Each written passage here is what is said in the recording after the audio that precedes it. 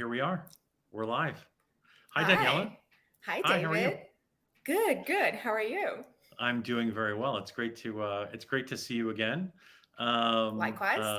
And thank you so much for taking the time to join us today. It's a So let pleasure. me let me just do a quick introduction. I'm Dave Garrett. I'm a co-founder of dVIN. Welcome back to the dVIN Roadmap series. This is episode 11, I think. Um, just for those of you who don't know me, I'm a co-founder of dVIN. I've been in the wine industry for more than wine and technology industry for more than 20 years, in South America, in Europe, and in Asia, and have kind of settled in on dVIN as a project to help bring the luxury wine industry onto the blockchain, for a whole bunch of reasons, and we'll talk about some of those today. Um, Today, we're exploring the intersection of rare wines and blockchain, with Graham's Port, and the reason that we've brought Graham's Port on board is, on the podcast, is that we just launched a pilot with them that we'll talk about in a little bit more detail later. Today, we're going to be talking about what are rarity-backed digital assets. We're going to talk about wine innovation and the future of collectible wine. We're going to talk about Web3 and building community and brand loyalty in the luxury wine industry using the blockchain. And we'll talk about the very, very cool project that Graham's Port is doing with dVIN. So, without further ado, I'm gonna introduce Daniela Cohen, who's a digital marketing specialist at Graham's, and I'll let you kind of introduce yourself and maybe talk a little bit about Graham's and your position there. Yeah, for sure. So I am a digital marketing specialist for Graham's. Actually, I work for Symington Family Estates. I'm dropping this name now because we'll circle back to them later. Uh, I've been in the wine industry for around 6 years. I'm a master in wine tourism. I'm a trained som with the Brazilian Association of Sommeliers. Um, but now circling back to Graham's, Graham's is now over 200 years old. And Graham's, as we know it nowadays, a port producer, is sort of shaped by the legacy of both the Grahams and the Symington family. Graham's was one of the first port companies to invest in the upper Douro Valley, so closer to the border with Spain. It acquired this beautiful, beautiful estate, Quinta dos Malvedos, in 1890, um, and built there a boutique winery where the ports for Grahams are made to this day. It's not made in this huge facility; it's still done in property. The same year, they acquired a lodge in Vila Nova de Gaia, where the wines age because of the cooler climate, the influence of the Atlantic. Um, and Graham's actually was the first company where A.J. Symington, which is sort of like the patriarch of the Symington family, worked when he arrived in Portugal, coming from Scotland in 1882. Uh, I mean, yeah, then he went on to create his own port company, but the Symington family has been sort of like had this connection with Graham's sort of from the start. They even decided to bottle some of the 1882 wine that they still had. They only had like 3 casks left. It's been bottled recently, I think like 5 to 8 years ago. It's a really special wine. It's not the one that we collaborated on. The one that we collaborated on is Well, quite cool as there's still well. time, Daniela. There's We still could get time. that It's not an going. NFT yet. All Not right, all yet. right. Let's get that You going. never know. You never know. So let me ask you a couple of quick questions. I know you're still going, but Yeah. one of the things that I remember, and tell me if this is true, someone at some point told me that Graham's was the oldest contiguously operating winery in the world. Is that right? No. No. Okay. All right. I had thought that it was. We have one of the brands within the Symington portfolio, Wars, is the oldest company that still produces port to this day. Oh, Um, wow. yeah, they beat Graham's by like 20 years. Not Oh, much. really? So when did Yeah. they start? Oh no, wait. No. Uh, I got that quite wrong. So Wars had its 350th anniversary in 2020. Wow. Yeah. And Graham's, 350 years. yes, exactly. And Graham's had its bicentenary, so 200 years in 2020. So it was the same year anniversary for the two brands. We had a bunch of things planned, but then a little something happened in the world in 2020. Yeah. Can't Yeah, quite yeah, yeah. pinpoint. Right, Uh, right, right. we had to postpone a lot of the celebrations, but this partnership is very much still in scope of our like want to really like do justice to like this history of this company, 200 years, like still producing wine, still relevant, like still being awarded. It's incredible. It's like and it's interesting that we start with this history because Graham's is still like honoring its tradition, but with a very firm foot in today. Like the fifth generation of the Symington family is working in the company now, so Right. they're like very much keeping this legacy alive and like bringing it to nowadays. And Um, isn't Graham's considered it's one of the great wine families, right? There's it is. It yeah, is. So Symington, the Symington family is a part of this association with 12 of the greatest wine families in the world. It's called Primum Familiae Vini. It's Latin, pardon my Latin. right. Uh, so yeah, and we already had like a few partnerships that came from this connection. The Pratt and Symington wines with Bruno Prats from Bordeaux. Yeah. This connection. It's this really cool group of families that want to keep like the family business spirit in wine alive. Um, so yeah, it's very much centered on this sort of like family legacy, and that's a huge part of the narrative, like of these wines that we collaborated on. And you mentioned earlier that the wines are still made in or still aged in Graham's Lodge, and that was that building. If I'm correct, that's the building that you do the tours in. That's the Yes, building that you and I met in yeah. a few months ago. And when was that? When was that building So that was erected? built in 1890 Wow. by the Graham's family. So they had this sort of stroke of genius to buy this quinta in this region of the Douro that was really underexplored at the time. It's the Douro Superior in Portuguese, so Upper Douro Valley. Yeah. Um, and in the same year, they like planning ahead, they bought this building in Porto, in the city of Porto, Vila Nova de Gaia. Um, it was built in 1890 along with the property winery up in the Douro. Wow. Very Not too cool. It's a shabby. beautiful, beautiful place.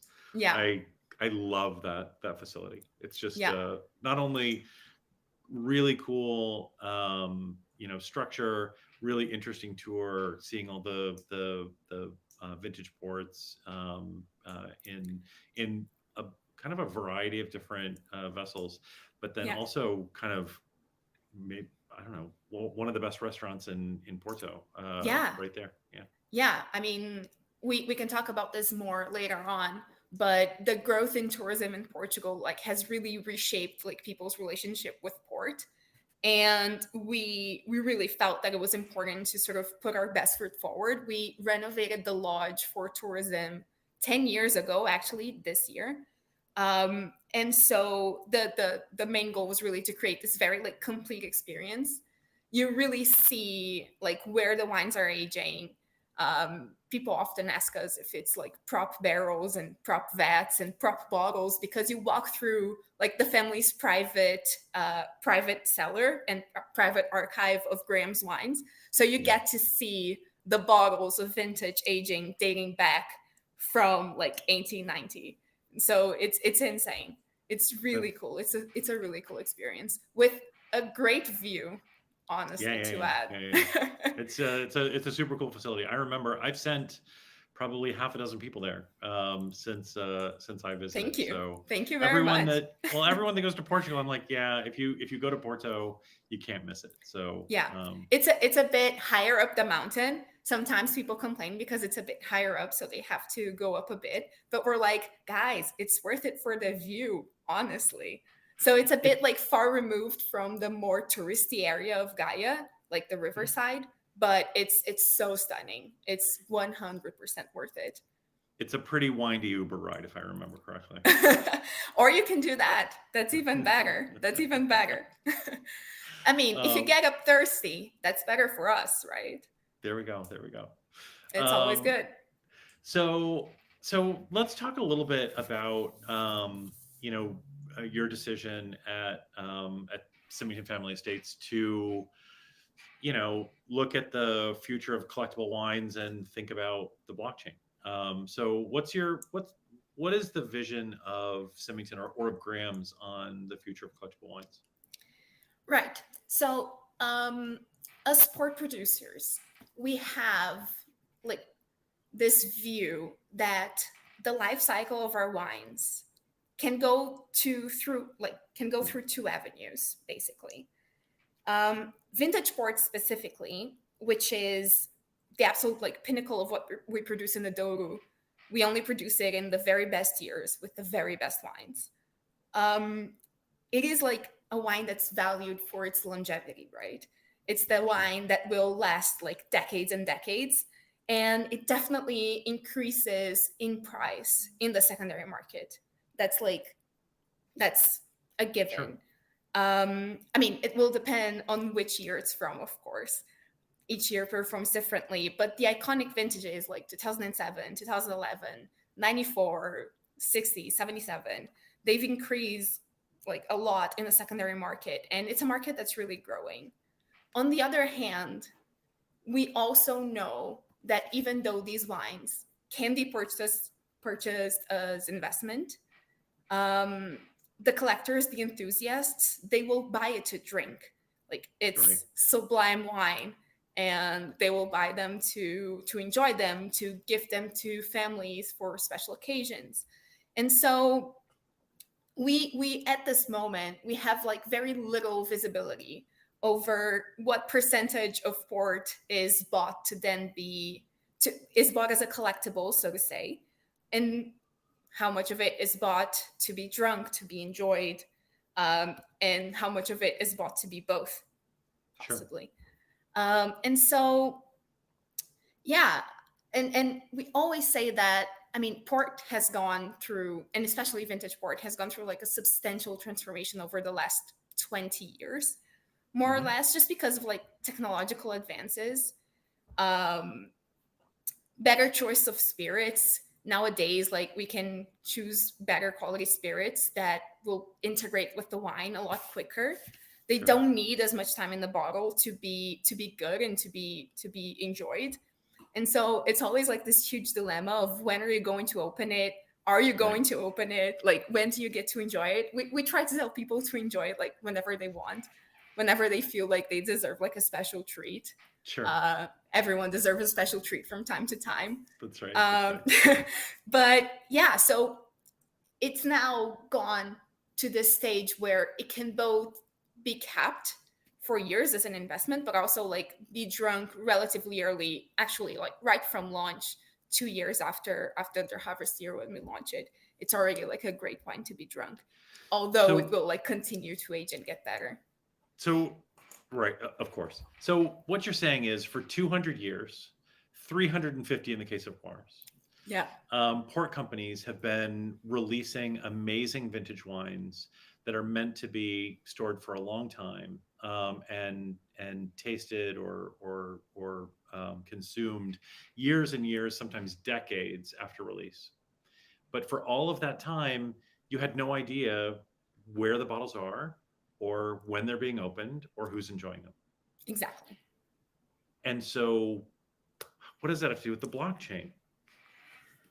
Well, yeah, what does that have to do with the blockchain? Basically, for us, it was like an opportunity to have a window into the life of these wines. Right. Like we Like we put like the very best of us into these wines. And like you said, like after they leave us, I mean, Symington is not even a B2B company. It's like a B2B to To B be, to be. to C company. Right. Like the digital marketing specialist, I do have some contact with consumers, and I get to see like the wines out and about. But usually we have to go through an importer, through the distributor, um, before we even have like a clue of where the wines have gone, where in the market they are.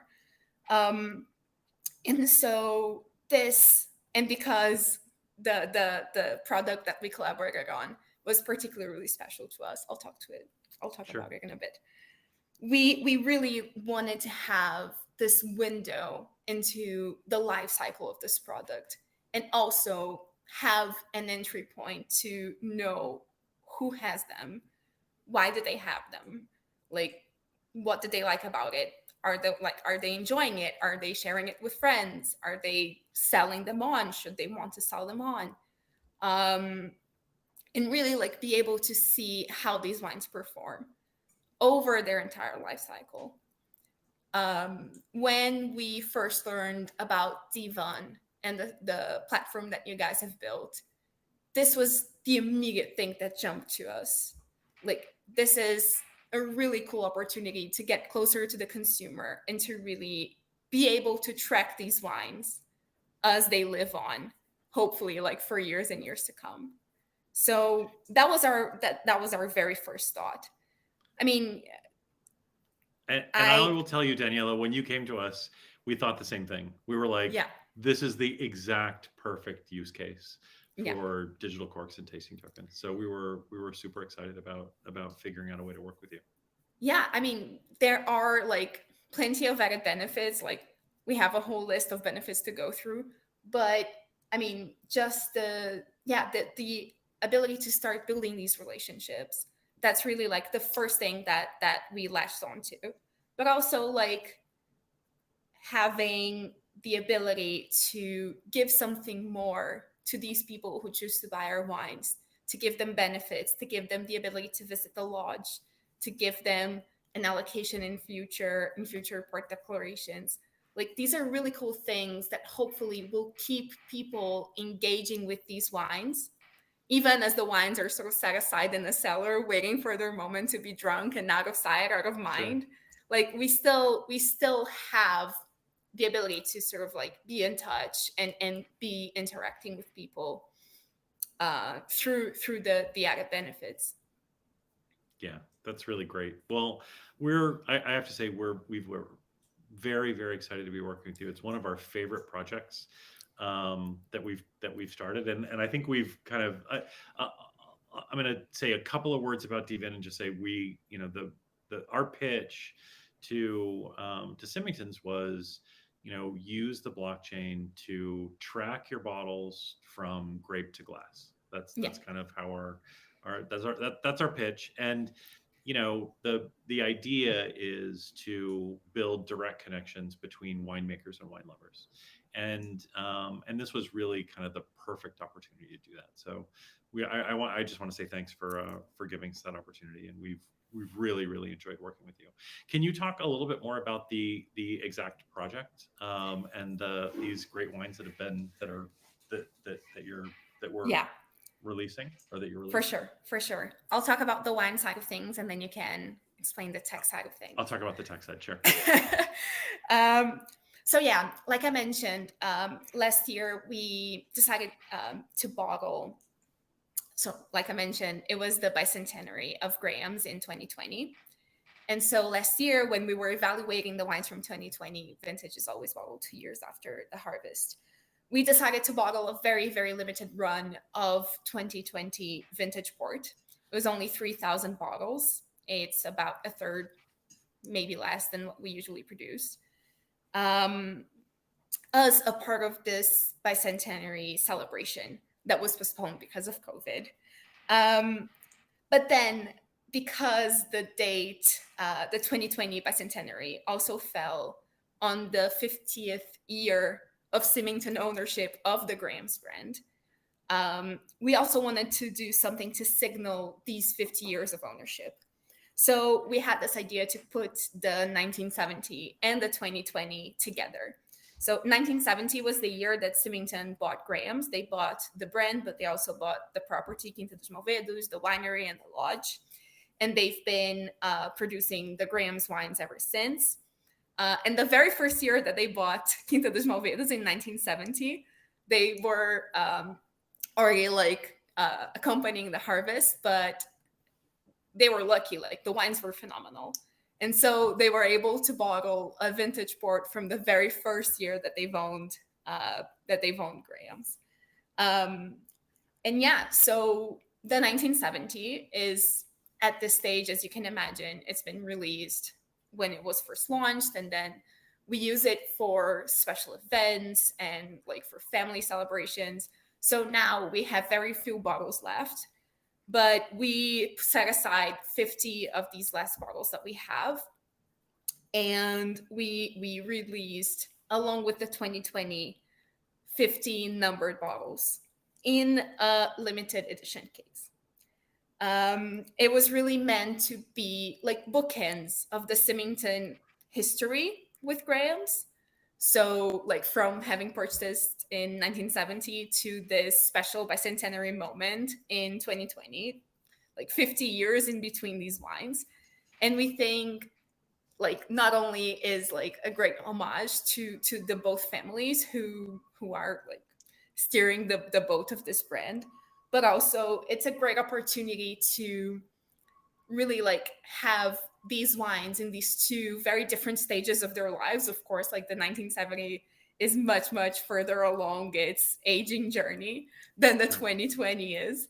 So it's really cool for us to see how these wines will sort of interact in the world, you know, like how people will choose to drink them or choose to sell them on at what point in time.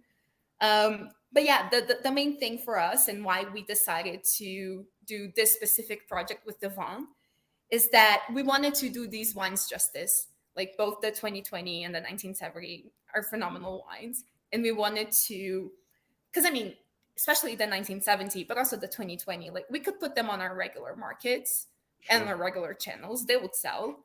But we really wanted to honor these wines and enhance the visibility, enhance the excitement for this launch. And we thought, yeah, this is just the perfect opportunity to just do something different. It's an exclusive product. It's a unique project, like a passion project for us. And so it's only 50 cases that have been released. The 1970 is just such a limited quantity. It had like all the ingredients for us to just try something different, try something unique. And I think the digital cork like made total sense for how important and how like history laden are these wines, you know?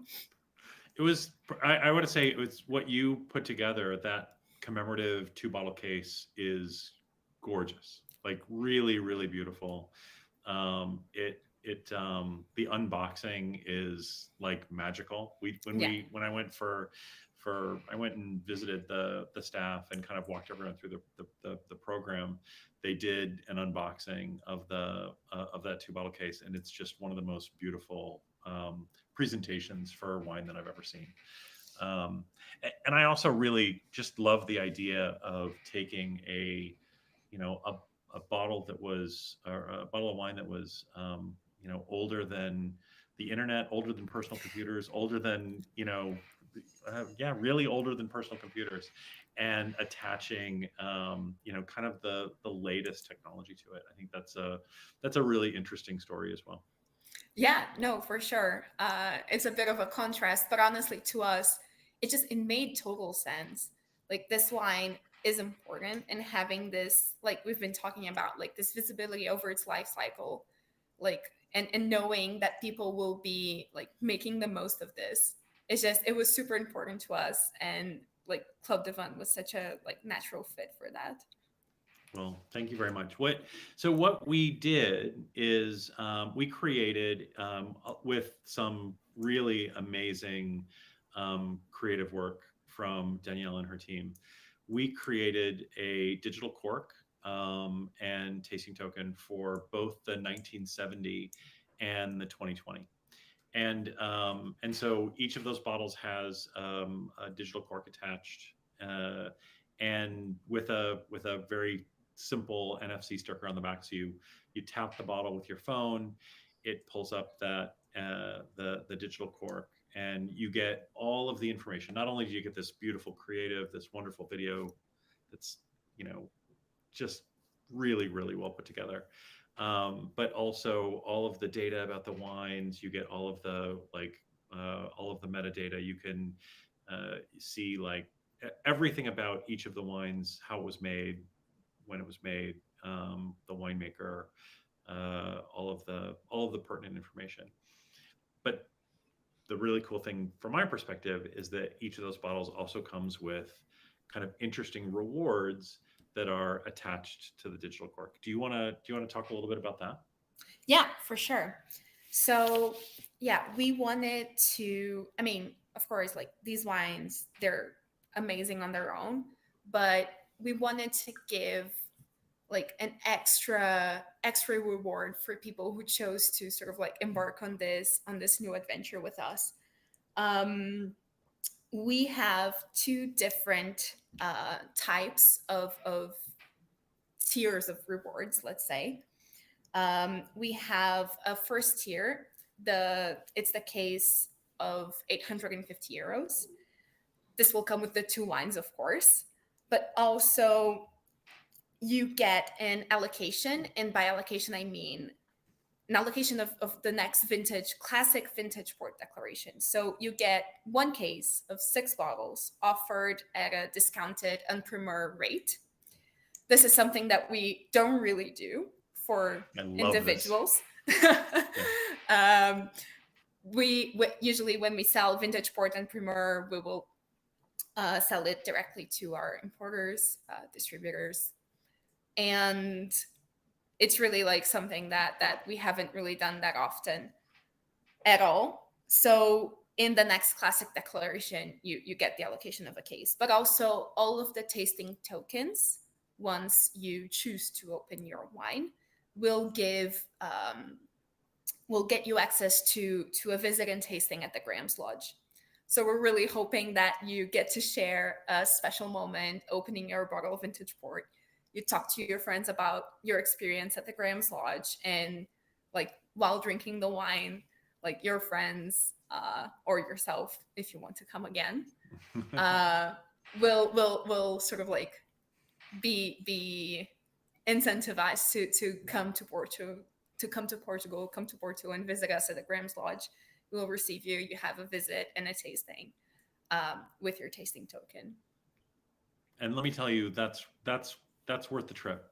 I not only have I enjoyed every time I've been there, but I think I said earlier, I've sent everyone that I know that goes anywhere near Portugal. I make sure that they go to Porto and go to the Graham's Lodge. It's really an amazing hospitality experience. So really, really worth it.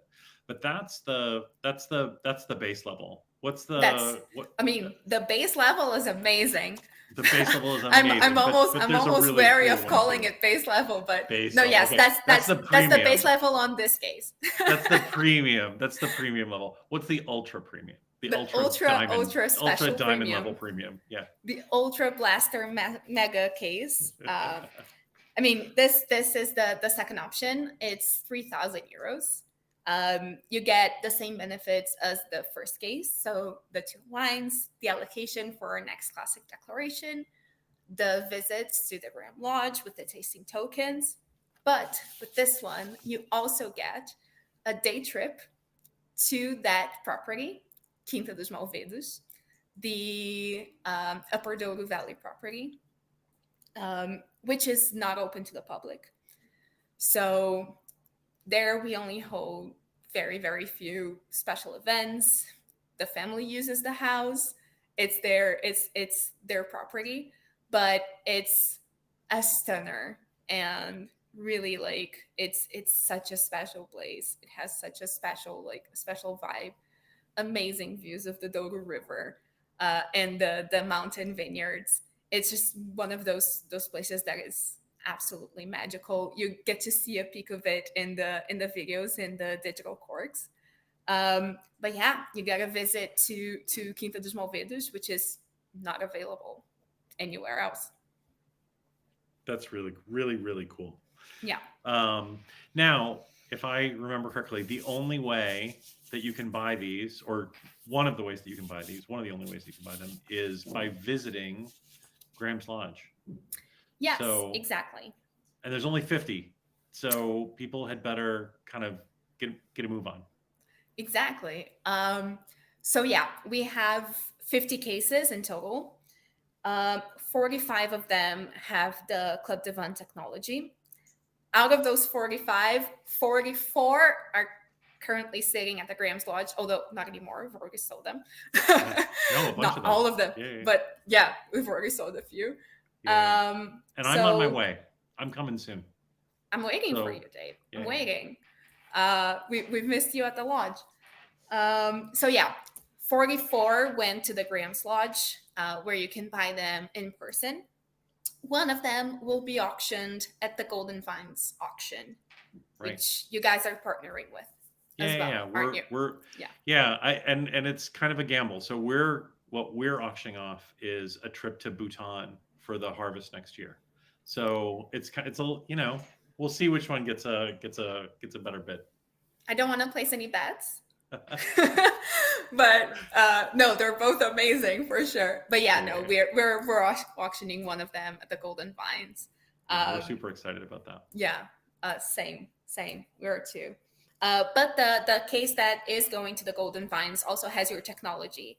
So the winner not only gets the case, but also the NFT with all the benefits attached. And so, we're really excited about that. The other 5 cases are going to Wine Chain, which I'm sure the Web3 people here have probably heard about. We've talked about them a bunch. I think they're really a great group, and they're doing some fantastic things. Yeah, our reasoning was just we're doing this cool different thing. Let's try different channels and see what happens. But we found these two avenues to get into the chain, and we're really super happy with the partnerships. When is the launch on Wine Chain? TBD. Okay. They do their own drops, so we're still not with a firm date, but it should be coming up soon. We'll let us know when it is, and we'll drive people. We'll send out a note so that people can go and check it out. So. Well, that's great. And what we're excited about with this whole thing is we've attached the digital corks, which serve as a digital deed of ownership. They will track ownership and custody. So as people buy these bottles, and if they sell them on the secondary market, that's data that will go back to Symington, so they'll have an idea of where their bottles are going. And then obviously when they open the bottles and share them with friends, giving out those rewards that are attached to the tasting tokens, that's also a way for Symington's and for Daniela to really understand her market and to know when the bottles are actually being opened and who they're being shared with. So we're excited about this use case of the tech. We're super honored to have our technology attached to such a kind of historic and amazing case of wine that I definitely need in my cellar. And we're really excited to be working with you on it. Us too. A few things drew us to dVIN. Not only this, what you said, the ability to have this visibility over the life cycle of the product, but also we wanted partners that were sort of committed to the finest of wines and to really bringing the things that are moving the needle. Like I said, vintage port is the pinnacle of what we produce. And so we wanted to find partners that were like us, committed to these amazing wines as we were. This ability to add the benefits to the case, like it was very easy to do in the dVIN platform. And so for us, that was obviously like a huge benefit. But then also the UX, like especially the ease of the onboarding process. I mean, we're aware that a part of the existing port consumers will not have digital wallets set up, will never have purchased and then if a token or anything Any kind of else, digital asset. any kind of digital asset. And so for us, it was especially important that if we were going to do this, that we did it in a way that wouldn't alienate anyone. And so like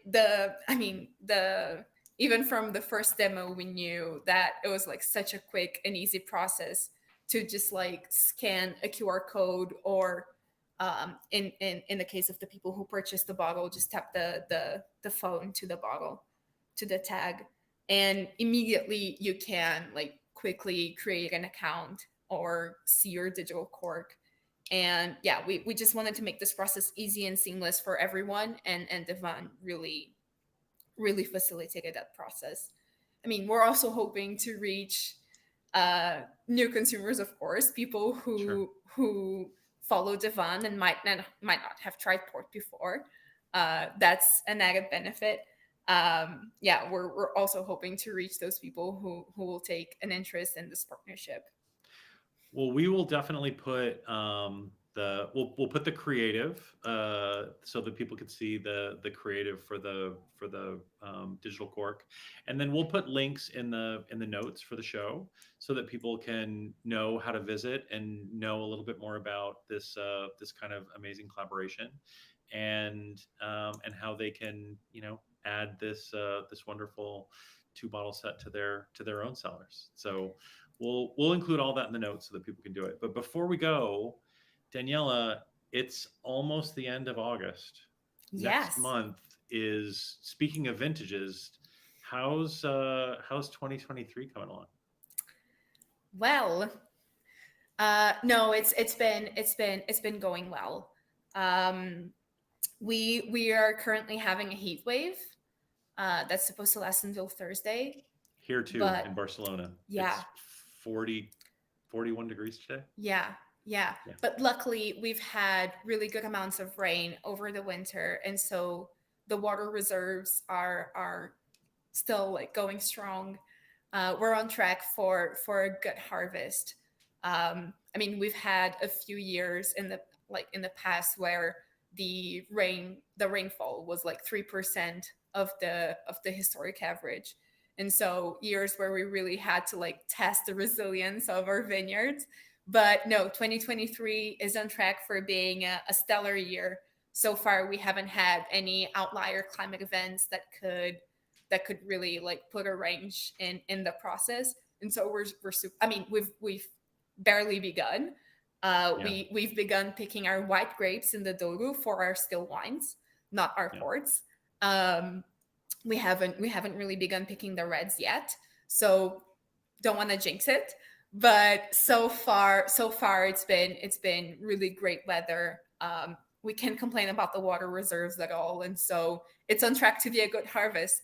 I'm really hoping I'm not jinxing it, but no, it's on track to be great. I'm sure you're not. So before we started, Danielle and I were chatting a little bit. I've been very fortunate to participate in a lot of harvests in a lot of areas of the country. In fact, just a couple of weeks ago, I was in Bhutan participating in a harvest in one of the craziest wine regions in the world. But I can Daniela imagine. was telling me that her job during harvest sounds like the coolest harvest job I've ever heard. Can you tell people a little bit about how you spend your Septembers? Yes, I can. Symington Family Estates has 27 properties in the Douro. And the Douro is a mountain region, a mountain winemaking region. And so we really like have tons of different microclimates and different moments in harvest. It's basically like an orchestra, everything doing its own thing, and we like trying to make a sense of the whole. But as the digital marketing specialist, it's my job to basically document the harvest as it happens in across our different properties, really like running from quinta to quinta to quinta, going up and down the mountain with camera equipment to film and photograph, but also to talk with the pickers, get a sense of what's going on the ground, talk to the winemakers, interview the winemakers, basically being the on the ground correspondent for the Symington harvest, trying to really give people this bird's eye view of what's going on in the Douro, which is honestly a really challenging region to harvest in. It's mostly steep vineyards, all is done by hand. We vinify in small wineries in property, and so I mean it's a lot of things happening at once. It's really hectic, but it's so rewarding. And yeah, we document everything through our social channels. I hope you guys can check it out this year. For sure. And we'll Yeah, share some stuff. Will you come back when after the end of harvest? Will you come back and let us know how it went?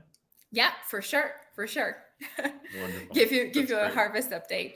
Yeah. Look, we're looking forward to it. Well, Daniela, we've taken up way more of your time. So thank you so much for giving us this great overview of what you're doing. And again, thank you and the rest of the family for helping us to be part of this kind of really amazing new offering that you're putting out there. So we're excited for the collaboration. We really we really appreciate you and all the folks at Symington. So thank you so much. I'm looking forward to coming and seeing you soon. We really appreciate it. No, thank you. It's been a pleasure, really. This whole process and also this moment of talking to you about it. Uh, it's a really cool project, and we hope everyone is as excited as we are. I know you are, Dave, and everyone at dVIN. Um, but yeah, it's the start of something bigger for us. We really think this is such a cool technology that will really like impact the way that we see our wines as we move forward. And so it's yeah, for us it's been a pleasure. Thank you very much for having me. Well, thanks for being here. I appreciate it, and have a wonderful time running up and down the mountains Yeah, next month. Be thank you. careful because they're steep.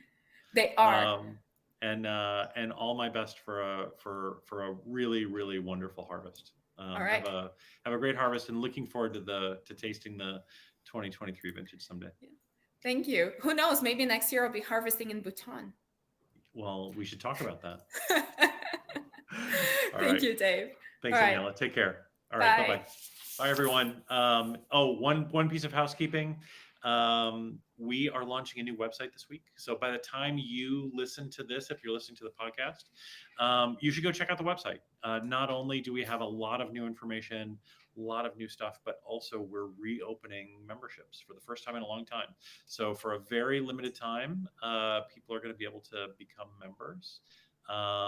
We're probably only going to keep it open for a few weeks. So if you get this and you haven't become a member yet, you should probably go to the website and check it out. And feel free to reach out to us anytime. And again, thank you very much, Daniela. We'll talk soon. Bye-bye. Bye-bye.